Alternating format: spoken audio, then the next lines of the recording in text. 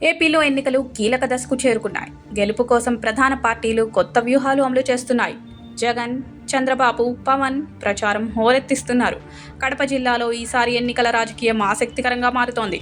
YS కుటుంబ సభ్యులు 2 పార్టీల నుంచి బరిలో ఉన్నారు. ఇప్పుడు జగన్ సతీమణి భారతి పులివెందులలో ప్రచారం చేస్తున్నారు. అటు షర్మిల, సునీత కాంగ్రెస్ తరపున ప్రచారం కొనసాగిస్తున్నారు. ముఖ్యమంత్రి జగన్ సతీమణి భారతి పులివెందులలో ప్రచారం ప్రారంభించారు.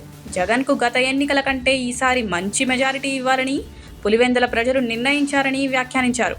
తాజాగా చంద్రబాబు ఎన్నికల ప్రచార సభలో జగన్ను ఉద్దేశించి చేసిన వ్యాఖ్యలపైన భారతి స్పందించారు. జగన్ రేపు నిన్ను చంపితే ఏమవుతుందంటూ చంద్రబాబు చేసిన వ్యాఖ్యలు వైరల్ అయ్యాయి. ఈ వ్యాఖ్యలపైన భారతి స్పందించారు. చంద్రబాబు వయసులో పెద్దవారని, అలాంటి వ్యాఖ్యలు ఎలా చేస్తారని ప్రశ్నించారు. ఆయన అలాంటి వ్యాఖ్యలు మాట్లాడడం తప్పన్నారు. చంద్రబాబు చేసిన వ్యాఖ్యలను ఆయన విచక్షణకే వదిలేస్తున్నామని భారతి చెప్పుకొచ్చారు. ఒక వ్యక్తిని చంపాలనుకోవడం తప్పని భారతి వ్యాఖ్యానించారు. ప్రజలను మెప్పించుకోవాలని, తొలగించుకోవాలనుకోవడం సరికాదన్నారు. ఇక ప్రచారంలో భాగంగా కుటుంబ సభ్యులు వైఎస్ సమతారెడ్డి, చవ్వా సునీతారెడ్డితో కలిసి ప్రతి ఇంటికి వెళ్లి ప్రచారం చేస్తున్నారు.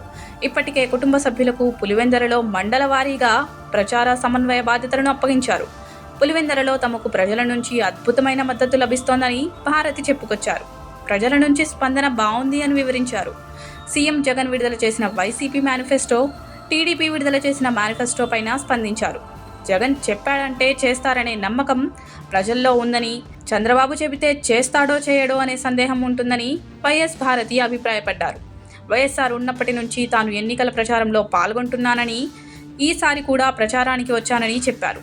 అటు కడప ఎంపీగా షర్మిల పోటీ చేస్తుండటంతో భారతి తన ప్రచారంలో ఎలాంటి అంశాలను ప్రస్తావిస్తారనేది ఆసక్తికరంగా మారుతోంది.